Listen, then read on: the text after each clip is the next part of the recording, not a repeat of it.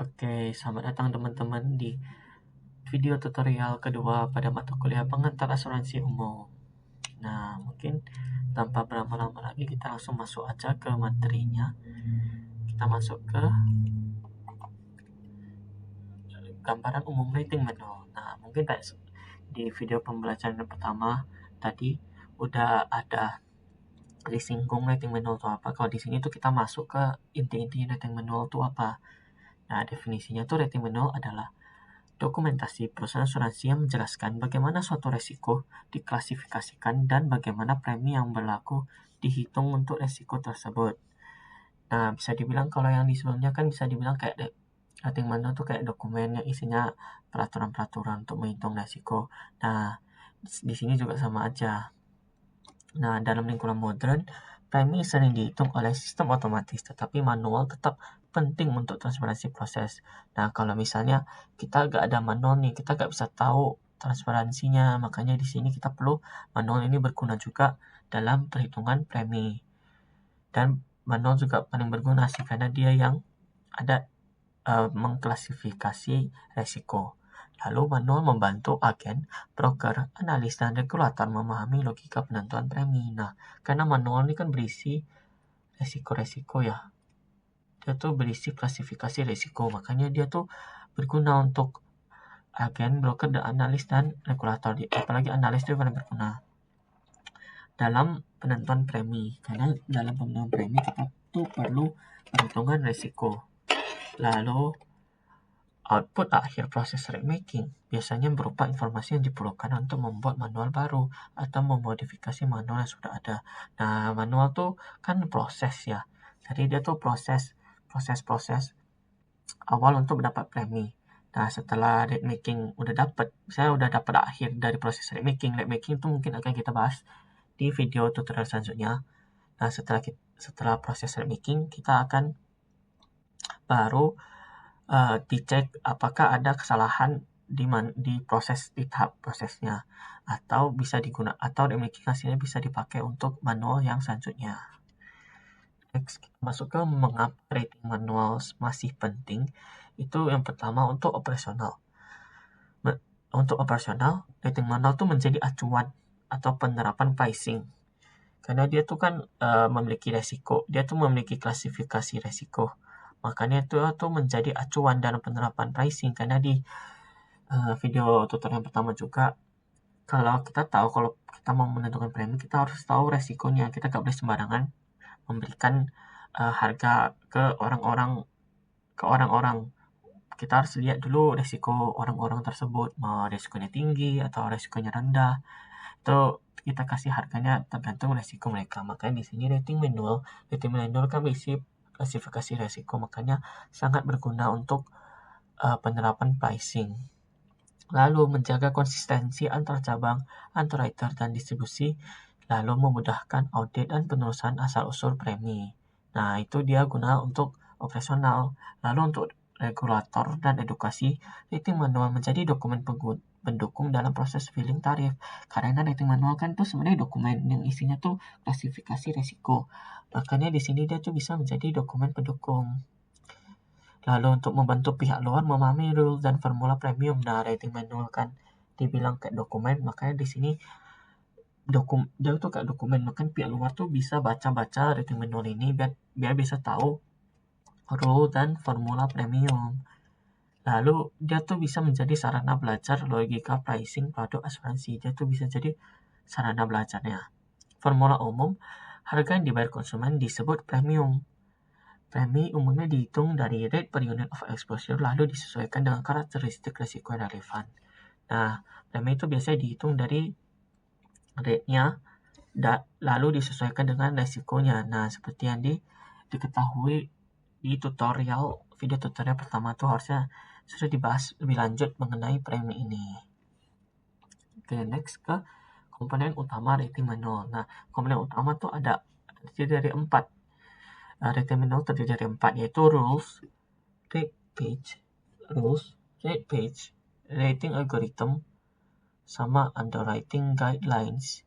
Nah, untuk rules itu adalah informasi kualitatif untuk memahami dan menerapkan rating. Lalu untuk rate page, itu input numerik seperti base rates, rating tables, dan fees. Lalu untuk rating algorithm itu ada langkah matematis yang menggabungkan seluruh komponen menjadi premi final. Dan underwriting guidelines itu kriteria penerimaan, penempatan, dan penyesuaian risiko yang sering dipisahkan dari rating manual. Nah, berarti itu rules itu di rating manual. Rules itu yang sebagai informasi kualitatif, rate based itu inputnya, dan ratingnya itu rating algorithm itu yang langkah-langkah perhitungannya. Underwriting guidelines itu sebenarnya agak pisah dari rating manuals. Dia tuh yang lain. Dia tuh kriteria penerimaan penempatan yang berbeda dari rating manuals. Nah, mungkin kita masuk satu-satu biar lebih jelas. Untuk rules. Rules berisi definisi penting terkait risiko yang diasuransikan. Rules itu peraturan risiko apa aja yang dihitung di asuransi ini. Jadi dia tuh merangkum bentuk polis yang tersedia, cakupan utama, pembatasan, dan pengecualian. Lalu rules juga menjelaskan pertimbangan premium seperti minimum premium, down payment, atau refund karena cancellation.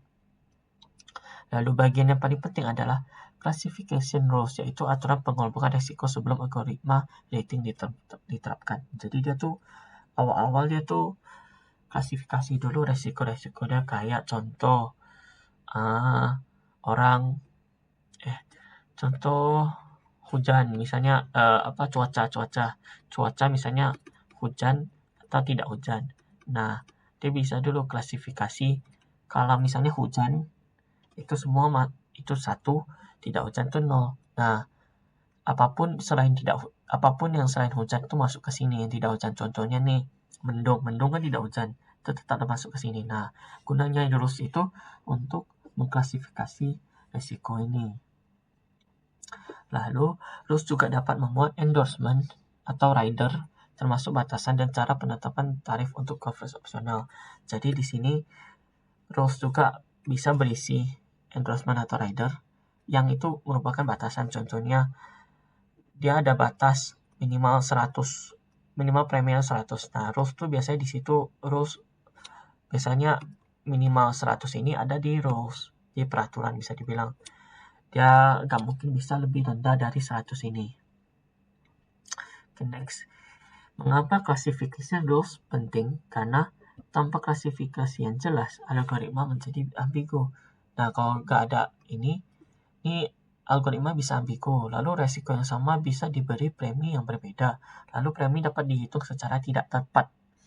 Nah, bagaimana tuh? Contohnya dulu, homeowners, rumah lama yang direnovasi. Apakah layak new home discount? Apakah kita layak kasih dia diskon kalau misalnya rumah lama itu udah direnovasi? Nah, kalau kita gak kasih classification rules yang jelas, kita akan bingung nih. Lah, kita harus kasih atau enggak? Lalu, workers' compensation, pekerja termasuk clerical, janitorial, atau healthcare employees. Nah, di sini workers kita lihat pekerjaannya. Kalau kita gak klasifikasi itu sesuai dengan tipe pekerjaan, kita kan bingung. Itu apa? Makanya kita harus klasifikasi rules yang jelas. Kayak cuaca tadi. Kayak mungkin kita ada contoh aja, asuransi cuaca ya, contoh ada asuransi cuaca. Kalau kita gak klasifikasi hujan sama tidak hujan kan agak susah itu kita hitung resikonya gimana.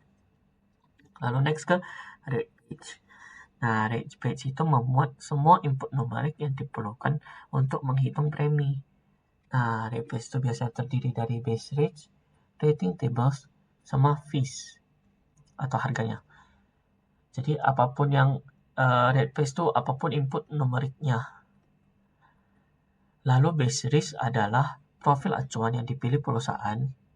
Base rate adalah tarif yang berlaku untuk profil tersebut. Jadi base risk itu suatu profil yang dipilih perusahaan asuransi, tapi base rate adalah harga yang berlaku untuk profil acuan tersebut. Nah, profil selain base risk dinilai dengan relativities, factors, multipliers, atau add-ons, atau tambahan ini. Termasuk tambahan.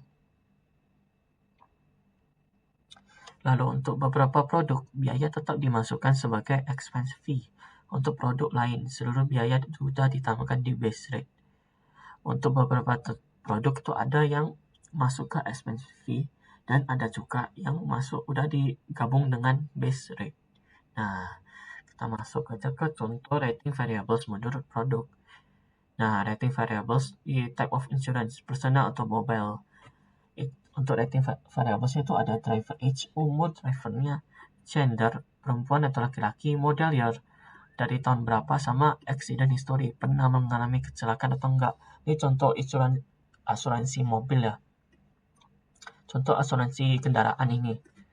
Nah, kan kita perlu, kalau asuransi kendaraan kan biasa tuh yang dicek kayak kecelakaannya. Jadi itu kita perlu umurnya. Kalau misalnya umurnya udah tua, kan berarti dia peluang kecelakaan lebih tinggi, atau umurnya kemudaan juga, gender juga, perempuan sama laki-laki, mana tahu yang perempuan bisa lebih peluangnya lebih gede atau laki-laki lebih gede.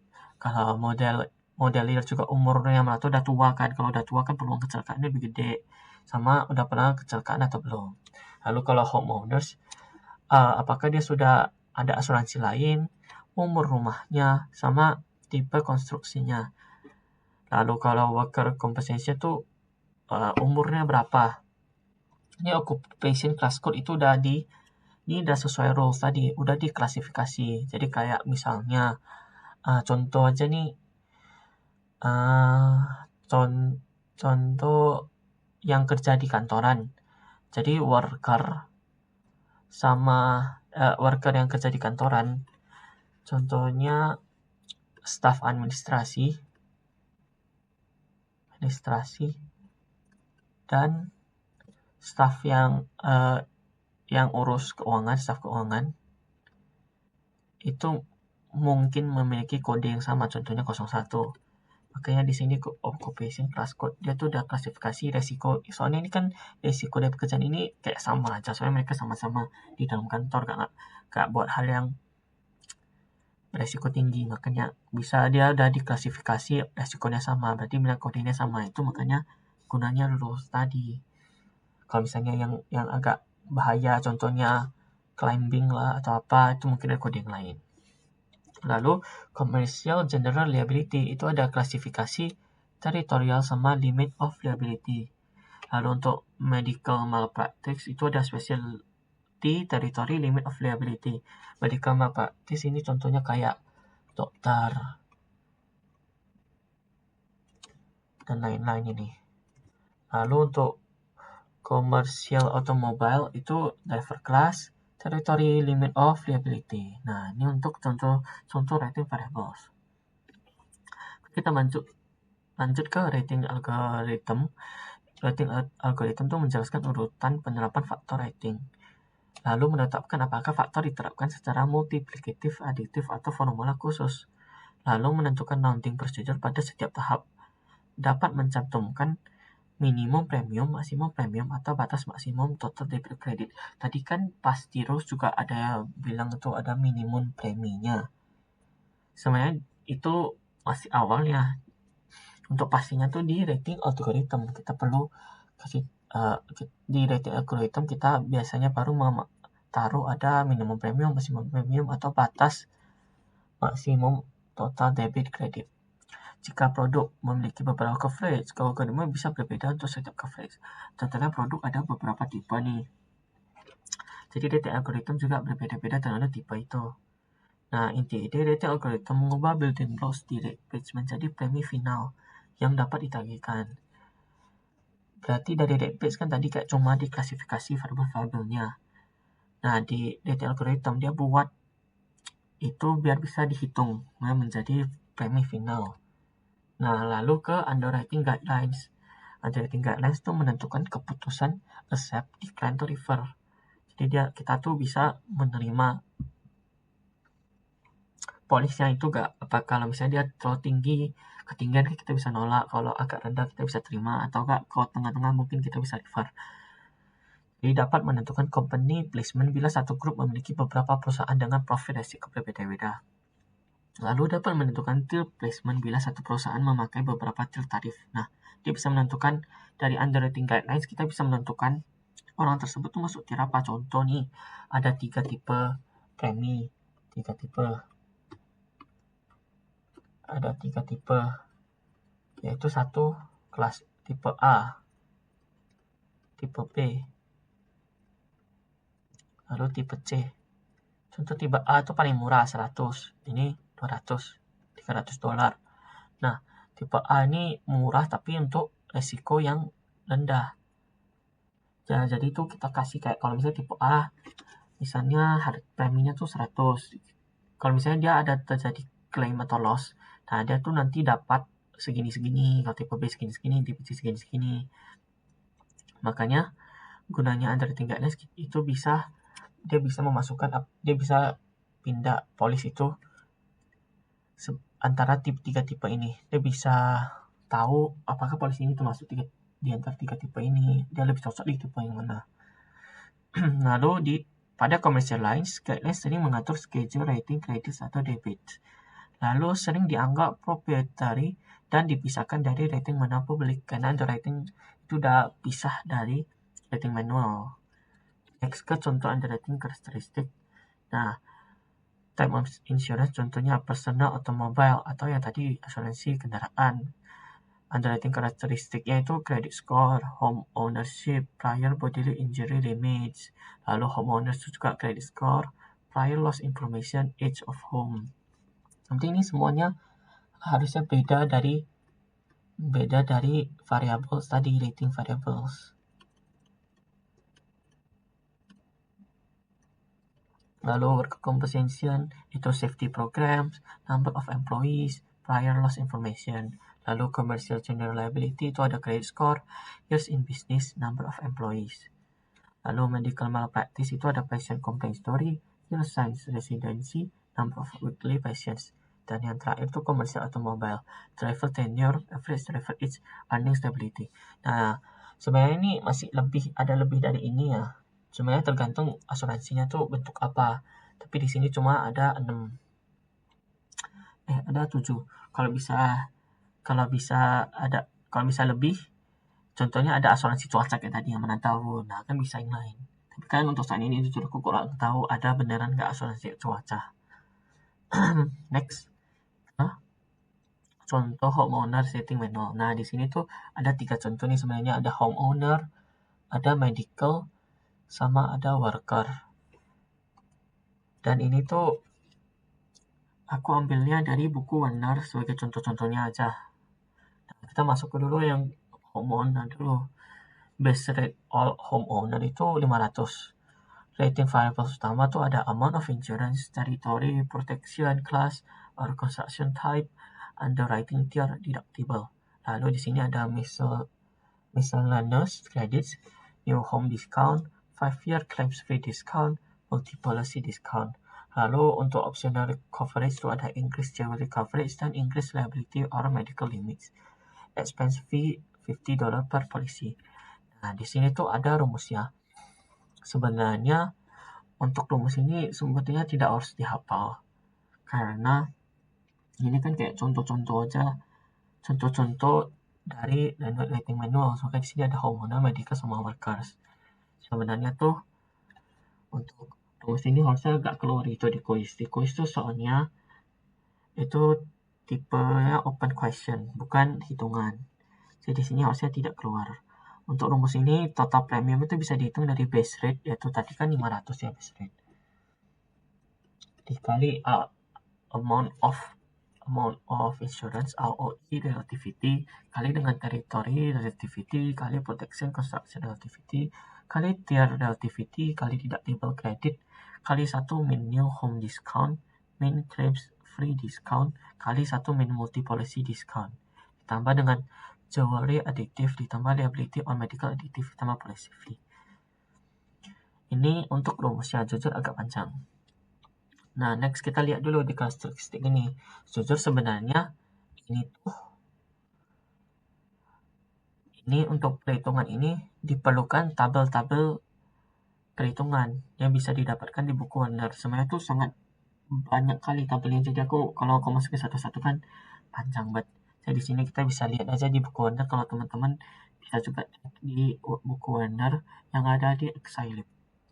Nah, contoh di sini yaitu di karakteristik resiko tuh ada AOI atau amount of insurance 15.000, territory 4, frame construction, protection kelas 7, tier C, deductible 1000, eligible untuk new home discount dan 5 year claims free discount, tidak eligible multi policy discount, tambahan jewelry coverage 5000 dan liability or medical 300.000 atau 1000. Nah, ini apa sih?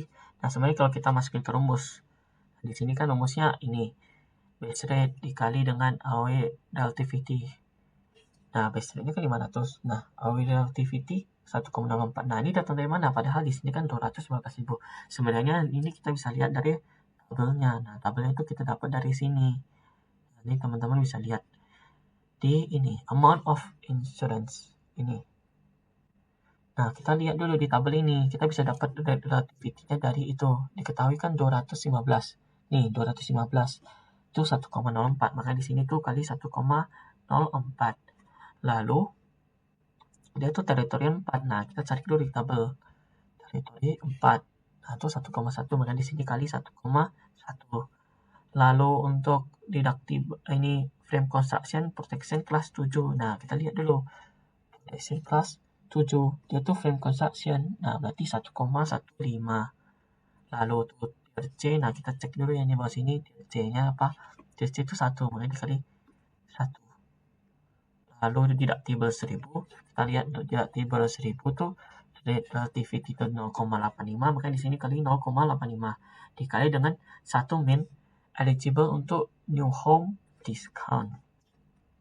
Terus kita lihat new home discount 20% atau 0,2. Nih, dikurang sama 5 year claims free discount 0,1.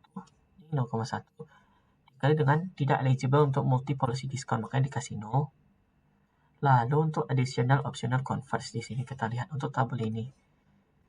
Ini 0. Lalu di sini tambahan jewelry coverage 5000. Jewelry coverage 5000 itu berarti tambahannya 35. Ini makan 35. Lalu untuk liability manager 300.000 1000 itu 25. Makanya di sini tambah 25. Jangan lupa di rumus ini kan ada tambah policy fee. Diketahui di sini juga policy fee-nya 50, makanya kita tambah 50.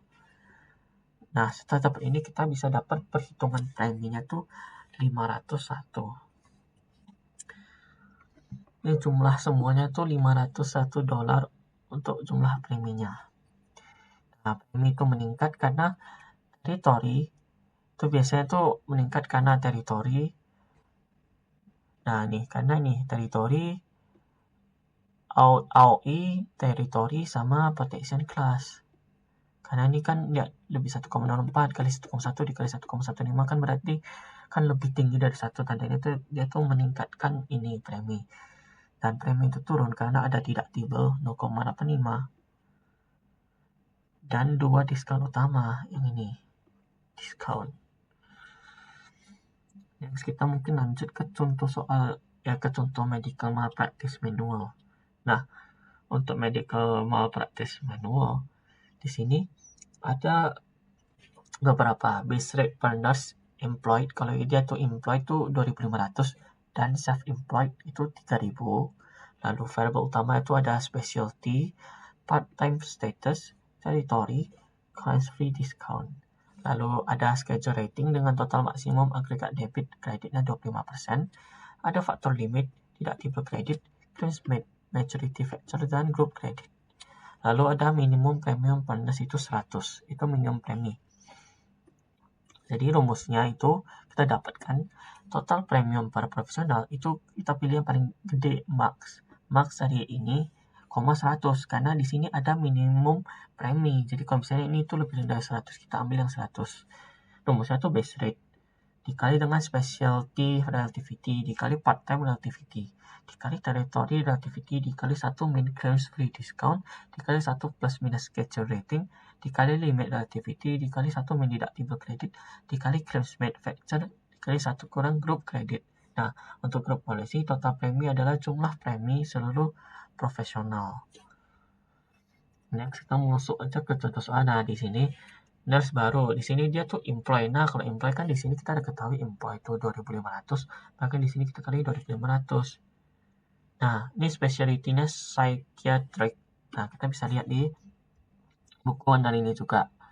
Nah, medical base rate employee kan 2.500. Lalu specialty psikiatrik itu 0,8, maka di sini kali 0,8. Lalu part time 15 jam. Nah, di sini kita lihat part time berarti 0,5 dikali 0,5. Lalu teritori 3, kita lihat dulu di sini. Teritori 3 itu 1,25, 1,25. Baru untuk claims made year 1, claims made itu agak bawah. Jadi kita next dulu ke limit factor. Limit factor itu 1M atau 3M. Nah, ini 1M atau 3M itu 1. Di sini itu kali 1. Lalu ada deductible. Deductible-nya kita lihat. Deductible-nya ada 1000. Makanya itu 5%. Jadi 0,95. Deductible kan pengurangan ya. Jadi itu jadi 1 kurang 0,05. Jadi 0,95. Lalu untuk atau dipakai ini 1 kurang deductible kredit kan 1 kurang 0,05. Lalu untuk grup kredit di sini diketahui grup kreditnya 5% ya, udah tinggal 1 kurang 0,05. 0,95. Nah, baru kita lihat claims made year 1. Lihat claims made year 1. Ini Nah, claims made year 1 itu 0,2. Jadi makanya di sini kali 0,2. Lalu yang ini tuh datang dari mana? Itu tuh yang ini. Schedule debit cap 25%. Berarti tinggal 1 ditambah 0,25. Itu 1,25. Nah, nih schedule rating. Nah, total ini tuh dapatnya $282. Nah, karena $282 itu udah melebihi minimum premium 100. Berarti minimum premium tidak aktif atau berarti kita nggak pakai tuh 100 ini.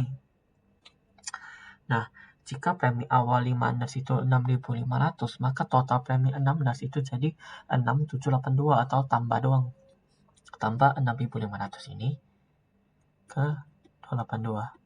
Dan di sini kita dapat 6.782. Ini untuk total premi 6 nurse. Nah, untuk grup policy ini dia. Ini kenapa tahu total premi itu karena kita pakai ini. Untuk grup policy, total premi adalah jumlah premi seluruh profesional. Ini untuk yang medical malpractice. Nah, mungkin kita lanjut ke yang ketiga, yaitu Workers' Compensation Manual. Nah, Workers' Compensation Manuals itu ada beberapa jenis juga. Nih, premium dimulai dari class rate per 100 row, 100 payroll. Premium dimulai dari itu. Lalu manual premium dihitung dengan menjumlahkan premium setiap kelas payroll. Payroll tuh dijumlahin itu. Manual premium tuh dihitung dengan menjumlahkan itu. Lalu BGIC tidak memakai expense rating dan premium discount karena hanya menulis small companies. Dapat diterapkan schedule rating, premium kredit tambahan dan expense constant. Minimum premium policy tuh 1.500. Nah, untuk contoh ini tuh workers compensation tuh minimumnya 1.500. Nah, kita bisa masuk ke contoh. Maksudnya ke rumusnya. Di sini kan total preminya tuh max. Kenapa max? Karena ada minimalnya 1.500. Nah, max itu jumlah seluruh class of payroll. Nah, ini dijumlahin, lalu class rate dikali sama payrollnya. Lalu dikali dengan 1 plus schedule rating, dikali 1 min drug screening credit, dikali 1 min EAP credit, dikali 1 min return to work credit. Nah, mungkin kita bisa langsung aja masuk ke perhitungannya. Di sini tuh kita lihat yang di buku under ini. Di sini untuk worker tuh ada class rate-nya, ada expense rating. Dan di sini tuh kita lihat di bagian sini yang contoh soal yang ini. Nah, di sini ada manual premium by class. Dan di sini rumusnya tuh kan nih, sigma I sama dengan 1 sampai N dari class rate I kali payroll plus 100 atau jumlah dari class rate dikali dengan payroll-nya. Nah, di sini tuh ada payroll-nya udah 35.000. Payroll bagi 100 tuh 350. Rate per payroll, rate per 100 plus of payroll-nya 0,49. Ini tinggal dikali. Ini juga sama dengan ini semua. Jadi 75.000 dibagi 100 750 dikali 2,77. Dapat dengan 2077,5. Lalu 100.000 dibagi 100.000 dikali 3,99 jadi 3.990, lalu 25.000 dikali 250 dikali 3,379. Dapat 947,5. Dijumlahin kita dapat 7.186,5. Makanya di sini tuh totalnya tuh 7.186,5. Nah, ini tuh dapat dari itu. Di tabel ini, jumlah dari ini 171,5 ditambah 2.077,5 ditambah 9.990 ditambah 947,5. Lalu kita bisa hitung lagi yang ini. Kan mau hitung total preminya. Kita bisa kali dengan ini dulu, schedule rating, drug screening credit, EAP credit, sama return to work credit.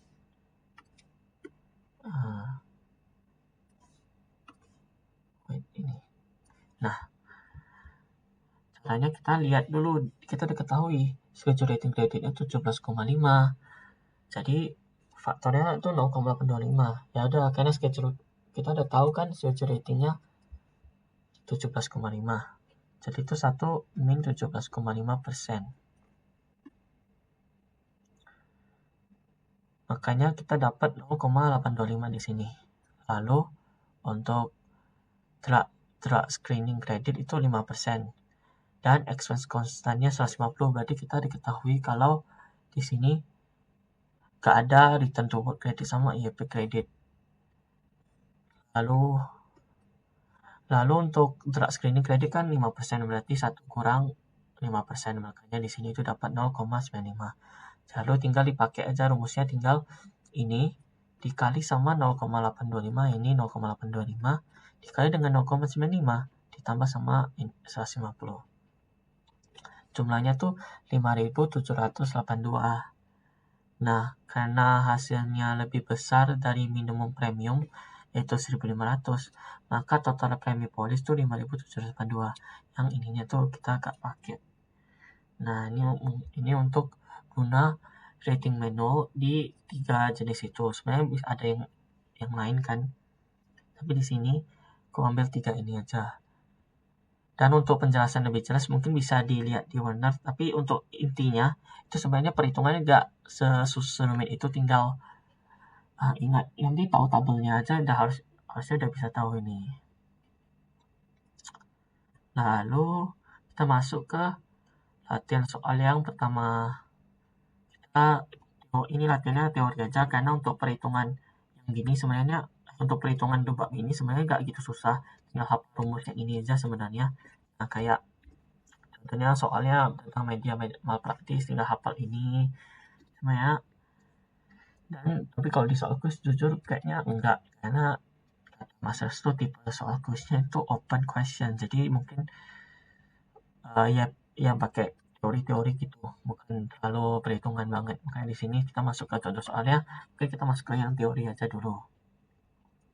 Kita masuk ke yang pertama, perbedaan fungsi rules, rate page, dan rating algorithm dalam rating manual. Nah, mungkin untuk lebih jelasnya kan bisa lihat dari slide-slide sebelumnya. Tapi di sini aku bisa tulis intinya aja. Itu yang pertama untuk rules. Rules itu berfungsi sebagai kerangka kualitatif.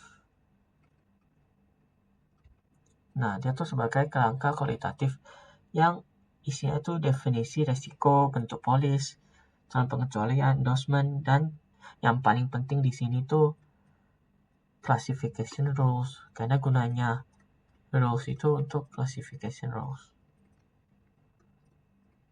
Jadi rules ini itu menjawab resiko ini termasuk apa. Dia tuh bisa menjawab resiko ini termasuk apa, ke kategori apa. Contohnya kayak tadi hujan tak hujan. Kalau dilihat dari soal-soal yang ini, yang homeowner, kayak contoh teritorial 4 tuh resikonya apa, atau frame construction protection kelas 7 tuh apa, TRC apa. Jadi gunanya itu, dan kita masuk ke kategori apa. Jadi itu guna rules. Lalu yang kedua tuh untuk rate page.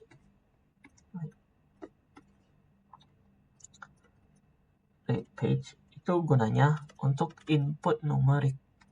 Jadi dia tuh yang memasukin bentuk variabelnya, dia masukin angkanya. Isinya tuh ada 3, yang ada 3 tadi, yaitu base rate, rating tables, dan fee. Di isinya tuh ada 3 jenis itu. Dan ada yang lain, yaitu relativities, multiplier, sama addends tuh, tapi yang paling intinya tuh ini 3. Nah, rate page itu menjawab angka apa yang dipakai untuk resiko ini.